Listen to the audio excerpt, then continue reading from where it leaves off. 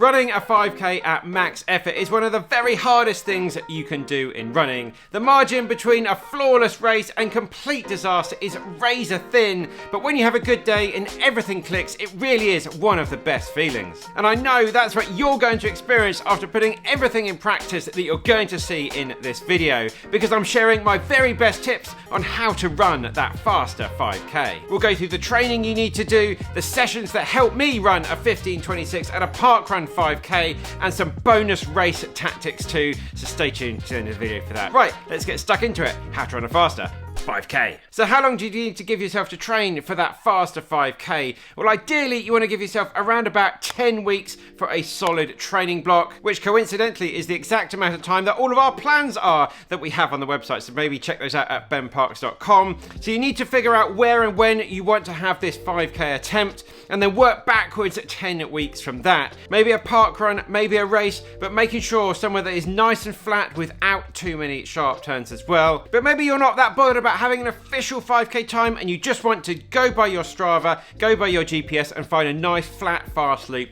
somewhere near your house. We'll put a list down below of the fastest park runs here in the UK, and a few race organisers that we know organise some really fast races as well to get that official 5k time if that's what you're after. Check out the links down below. So many people come and ask me, what is a realistic time that I can be aiming for? Well, this obviously varies wildly between the amount of training that you've been able to do in the past, our historic training in our legs. But newer runners are able to make some significant improvements in those early stages the more experienced runners are, because they're already going to be a little bit closer to their limit, so the margin of improvement is going to be a little bit smaller. But as a rough guide, with around about 10 weeks of training, this is roughly where you need to be before starting these attempts. So for someone looking for a sub 20, you should already be about sub 22. For a sub 25, you need to already be about a sub 28. And for a sub 30 attempt, really need to be at least sub 35 minutes. So moving on to have a chat about weekly mileage. How far do we need to be running every week during our training?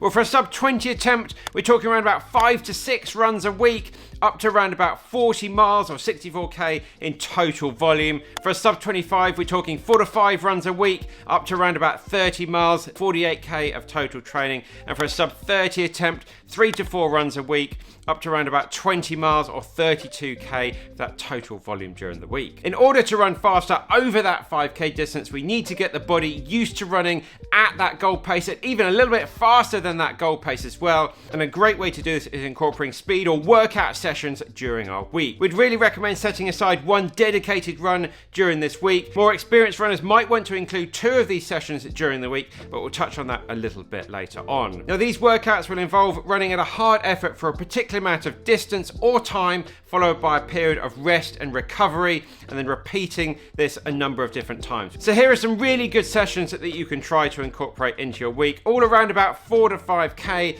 of total overall effort. The first one, 8 to 10 times, running 90 seconds repeats. This will be a little bit faster than our goal pace, and about 90 seconds to 2 minutes relaxed walking recovery between each of those blocks. The second session I really like to do is 6 times 3-minute reps at the goal pace, and then around about a 2-minute walking recovery between those reps as well. And then my third one, what I like to call kick down Ks. So it's 4 to 6 reps of a K, but we're doing the first 800 meters of that rep around about our 10k pace, and then kick down at the end for that last 200 meters at our goal pace. So with these ones, we want to add in around about a 2-minute walking recovery between those reps. Really helps to get the body working at effort towards the end of a rep, simulating what it's going to be like during that 5k race. Before all of these, we need to start out with about 10 to 15 minutes of very light jogging, doing some running drills and getting the body warmed up and ready to be running fast. Now, alternatively, your local running club might well be putting on some weekly speed sessions, so maybe check those guys out. And also, a lot of people ask me, do I have to be doing this at a running track? Well, if you've got one near you, that's great. They are really good, and you'll know you can run some exact distances if you do your sessions there. But you really don't need to have a track there. Just find somewhere nice and flat, available to you, and ideally traffic-free as well. Also, if you weren't aware, most of our GPS watches that we wear, you can program these sessions into your watch and then follow it through, so you don't have to remember exactly what what you're doing in your head all the time. You've got a Garmin, Coros, all the major manufacturers.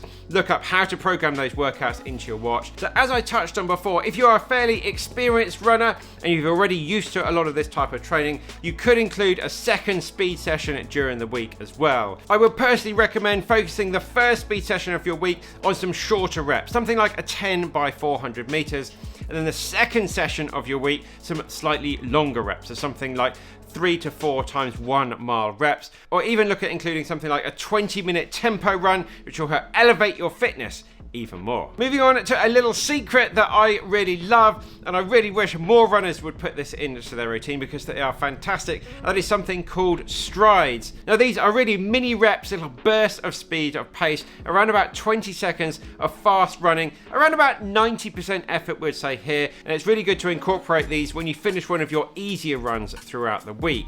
Now if you're new to strides, you've never done these before, then maybe start out with 4 reps of this, and after each of these just give yourself around about the same, around about 20-30 seconds just to relax and recover, get yourself focused again before you're ready to go on the next rep. Now it's so important with these to be focusing on good form and staying nicely in control. We don't want to be doing all out sprints here. The main benefit of doing things like strides, they're really good at recruiting those fast twitch muscle fibers so you can put in a strong sprint finish at the end, but most importantly they really help improve our running form. It's very hard to run with bad running form when we're running at this sort of pace. The rest of your week outside of your speed session should ideally involve some kind of long run and then also some easy runs in there to help build and maintain your endurance. The speed sessions during the week do put a lot of stress on your body, so you're going to need to include some rest days in there so our body can adapt and recover, but we also need to be doing some easy runs during that week at a nice low intensity running conversational pace, because if every day was one of those all out speed sessions we would get injured very, very quickly. So how long should our long runs be? For someone training for a 20-minute 5k, probably around about 7 to 10 miles.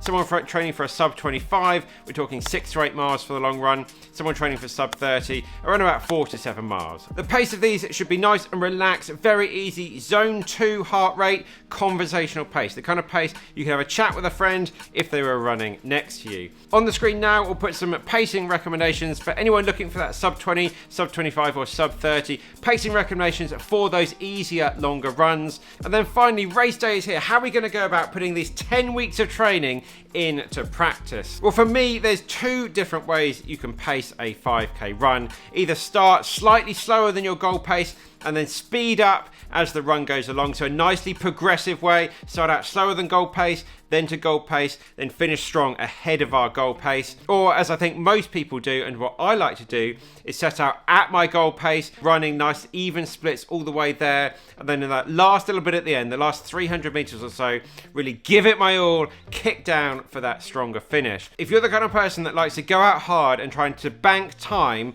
that rarely works. Most of the time this ends up in blowing up, and you'll just see on Strava that pacing chart that just goes like that, just getting slower all the way down. You want a nice even splits all the way through. So do we need to eat or drink anything during a 5k? Well, probably not. If it's a really hot day, then potentially we want to be taking on a little bit of water.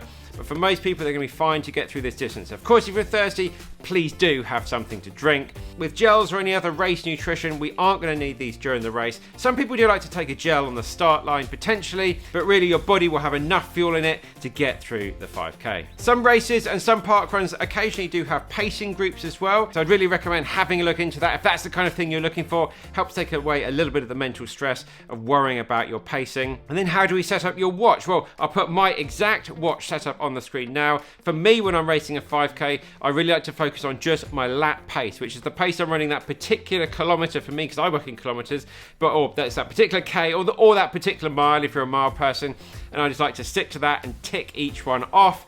So for me, when I ran my 15, 20 or something like that, I was just looking for around about 303, 304 for each K. Yeah, I'm sticking to that nicely. It ticks off, and then I want to repeat it again for the next K. Running a 5K flat out really is one of the hardest things that we can do in running. Believe me, when you cross the finish line, look down at your watch in disbelief at what you've just managed to achieve. It feels amazing. It's incredibly addictive. So please let us know how you get on in your next 5K race. I always love to hear how everyone gets on in their training. One of the most important important aspects that we need to also fit into our training is making sure we've got a really good strong head on our shoulders to keep pushing when things get really tough around about that 3 and 4K mark. So to learn some really good mental tricks you can take through to your next races, check out this video next.